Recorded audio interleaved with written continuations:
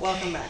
All right, we just had to give you that short clip just for us to see some of the drama going on at some filling stations, and that video is called See Batter Box. All right, moving on. I think the fuel scarcity has also affected us here in the studios because one of our guests is also caught in the midst of all that, trying to get fuel in the car to get here, but we hope in the course of the program they'll join us. But we have with us a journalist of repute. He's also a public relations consultant as well as a social media activist, Mr. Ikem Okuhu. Good afternoon, Mr. Okuhu. Thank you for joining us on the show. Yeah, thank you so much. Good to be here once again. Good to have you here. All right, so you saw that clip on, the lingering fuel scarcity, and also we have to mention that the Nigerian National Petroleum Corporation, NNPC, on Sunday said it had released 250 trucks of petrol to Lagos metropolis for effective dispensing at filling stations to forestall any scarcity. Regardless of this, fuel queues have started springing up again in most filling stations in the metropolis. Now to you, Mr. Okuho, let's have your take really on this issue of fuel today, tomorrow no fuel, and also this back and forth going on between the marketers and the federal government, as it were. Thank you. Whenever the issue of Nigeria and fuel comes up, as is frequent, I like telling a particular story. Okay. Not a very nice one. Okay. Growing up in my community in Nsukka, there was this very strong man. I'll mention his name. He's late now. His name is Nwansogwa.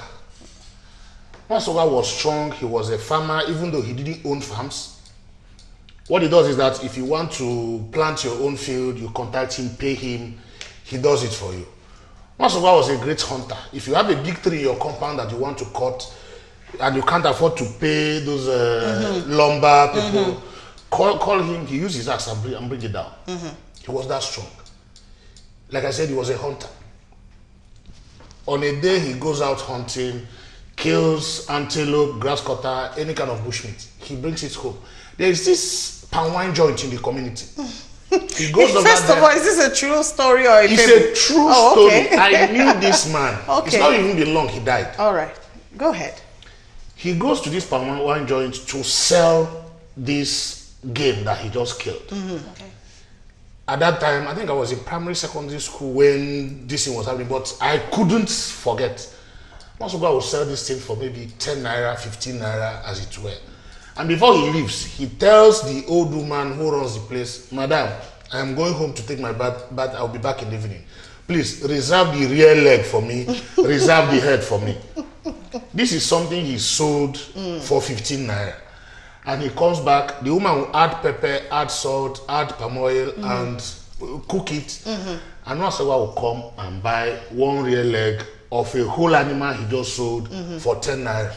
He will buy the head alone for 5 naira. That's 15 naira. He made 15 naira from an animal here. He's buying parts of it For 15 for 15 naira. And they still have the second leg, they still have the 2 arms, and the meat section to sell. I cannot discuss the Nigeria and fuel without remembering this man. Like Nigeria is ending up with biofuel coming up. Nwansogwa ended up, he never got married, he never had children, he never had his own farms. He was buying portions of what he owned. Wow. That is what we are doing in this country. We will go to great lengths to extract crude in partnership with either joint venture, oil and gas multinational companies, or even some of the indigenous upstream companies, as it were. We sell the crude to people in Europe and America, and we go back there to import portions of what we own as a whole. We'll buy PMS from them, we'll buy DPK from them, we'll buy all manner of things, byproducts, and not byproducts as it were, but other things made from that crude. I don't know whether I can, but such a person, such a nation cannot be said to be a wise one. Because if we sell 1 barrel of crude for, how much is it going now? 145. No, not in Naira. Not in One Naira. barrel of crude is Alright, about $65 or $55. Yeah. And then we go back and start buying kerosene, PMS, DPK, AGO, and many other things made from that thing at different prices. At the end of the day, you find out that we are going to spend an equivalent of about $120 for a barrel that we sold for 55. It doesn't make sense that at this stage in our nationhood, at this stage in our experience in the oil and gas industry, we are still importing refined petroleum. We are still experiencing supply shortfalls. It's terrible. Nobody can explain it, and I can't start blaming this government, because before this government it was happening. Before the last government it was happening. It's gradually becoming something a part of our somewhere history. in the system is making this thing to persist. Okay. All right, Mr. Ikem. Dr. Ibe Kachiku, sometime beginning of the year, when the fuel crisis actually lingered on for a very long time, he actually came up with 3 solutions that he felt could as well just be a solution to this particular crisis thing. First of all, talk about the forex. If the oil marketers were able to get forex at discounted prices, but that's something in which a lot of people are still looking at that is going to be abused. Do you actually see that being workable? That it doesn't make sense. We need to have, leave all those stopgap measures. We need to have created a long-term functional template to solve this problem internally. We don't need to discount forex for people who are importing fuel at profits. I am importing Gary, for instance. Okay. I am going to the market where people who are importing this same fuel that you're discounting forex for are still going to compete in the open market of all other things we're buying.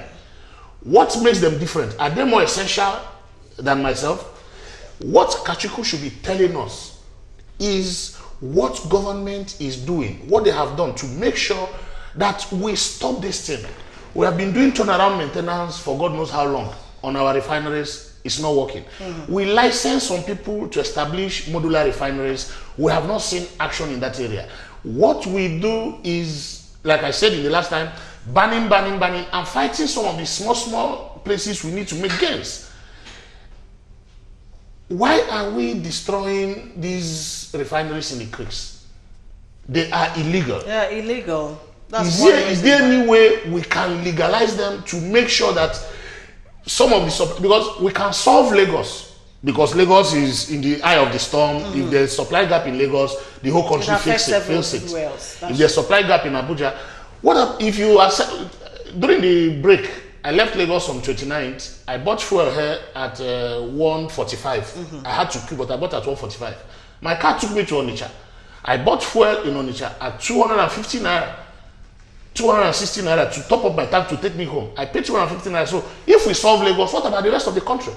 What if we're importing to solve Lagos, and then these small illegal refineries that we burn up and down are used to solve the supply challenges? At least in the immediate environment. At least in the immediate environment where they are. And then the equalization fund you use to subsidize the trucking of fuel from Lagos to those areas, you remove that. You create an economic center. People are empowered. People are no longer fearing they are doing illegitimate businesses. They are turning that in, and people can now go and invest, no matter how risky it is. Once you control and manage that, you are solving some problems before you now start looking at the larger superstructure of refining our crude here, selling to our market here, and even potentially exporting. It doesn't make sense giving them subsidized forex rates when if a lot of other things were imported. We're importing food, we're importing clothing, we're importing raw materials for other things. How many of them have we subsidized? Okay, let's talk about the increase in pump price of fuel, because the marketers, that's actually what they're clamoring for. Do you think increasing the pump price of petrol will actually be one of the solutions, to all these issues? Because they are saying they are actually running at a loss. I am not in that business, but I don't believe them. Because even Kachiku said it that if you are running at a loss, shut down. I've done a few businesses even as I'm doing media, I'm still doing a few other things. Once I move and I see that there are no opportunities there, I move away and start searching for the options. You must not run a gas station. If you know you are running at a loss, you don't need government intervention for you to remain in business. You shut down, close, and then it is left for the government to feel that this shutdown is because you are not making profit. But you can't open every day and expect. This blackmail has been on for God knows how long. When the whole thing started, they said they are running at a loss, government will increase prices. A few months down the line, they come back. People are not profiting. People are profiteering at the expense of all of us. Well, but Dr. Ibe Kachiko also still stated that NNPC actually loses 900 million naira daily, selling PMS at 145. So what is the business of NNPC selling PMS? It's a big question. You said we have heard of removal of subsidies, we have heard of all these things. What is the business of NNPC? I thought the removal of subsidy, was supposed to be the one big answer, to all of the issues we have around this fuel thing. I'm surprised that years down the line, even after the removal of subsidy, we're still right where we were. It's a thought. I mean, go on social media and you see tweets and retweets of what people are saying about bad decisions having been made by the government and all of that. But so we can move forward. Let's talk about the social economic impact, of this though. People being unable to move their vehicle, get to work or wherever they're going to because of people, who are actually feeling the impact of this lack of fuel out there. Let's talk about that. It's all of us. It's everything. I just told you before we went on air, I did almost more than 45 minutes coming from just across the road here to this point. If I had trekked from my office to this place, I would have come here earlier. Just to come to the other side of Ireland, go because to of the filling station. Because there's a gas station selling. The little fuel I had in the tank had run down. That's one. I have a farm. I work on the rice ecosystem as well. I mill local rice in Enugu for sale in Lagos. Back in August, to move one truck of rice to Lagos, I was paying around 500-600 naira per bag. Now, I don't know anybody who would take 1,100 naira from me for one bag of rice to come to Lagos. That's actually going to be increment. Because of fuel. If I talk to the consumers that I'm paying so much for this, they will think they will rather go and patronize the imported ones that they're bringing from Cotonou than pay for my own, which is of more value. If I go back to where I'm milling it, the mill is buying fuel to run because there's no electricity. That's true. The destoning machine that removes the stone and the chaff to make sure it's stone free, which is the one we're looking for, I was paying 500 naira per bag. I don't know, the order we're going to make now, we're probably going to pay 700. At the end of the day, the end user pays for these whole things. Wherever you are, it touches you. It does. The woman who goes to my 12 to buy yams and tomatoes and pepper and some of those things and onions to sell in Yanokbaja. How does he move from my 12 to Yanokbaja? It's by truck. Who will pay for it? Who will queue for the whole day? And then he has to account for an oga. At the end of the day, it goes back to the ordinary person who cannot afford to demand from government an increase in the shelf price of what is selling. So it touches everything. The bank you're going to put your money is going to run on a generator that they have to swear to buy.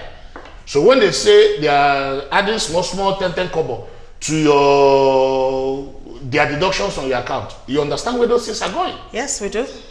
So it's a whole circle of what George Bush called the axis of evil. It's a whole circle and it touches everything. It touches every life. That's very true. And Mr. Ikem, do you think DPR they're actually going to make this a little bit much more easier for the masses? Because these days we get to see DPR They get to take pictures, shutting down a lot of gas stations that are selling above pump price. And even the Nigerian, you as you are seated here, I'm sure you prefer to buy 200 per liter instead of staying in the queue for hours. And at the end of the day, you might not. I hate staying in those queues.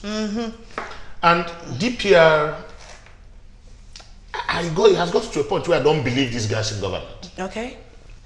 For every fuel crisis in this country, somebody, somewhere, some people in some places are benefiting. What if these guys blackmail government into saying, okay, we are now doing 185, 200 naira per liter? Somebody is taking the markup. Of course, someone is taking it. What if this whole thing persists and somebody will go to NNPC and buy at a rate where he could sell at 145? And because of the supply shortfall, there are queues, and he decides to shoot his price up at 200 naira. Where we buy? I bought fuel at 700 naira here before just around the Christmas period, along the road, because I ran out of gas and I was going to deliver certain things to some people. I needed to put fuel in my tank to move those things able to do that. to those people. So you buy it at any price, if that's what it comes to.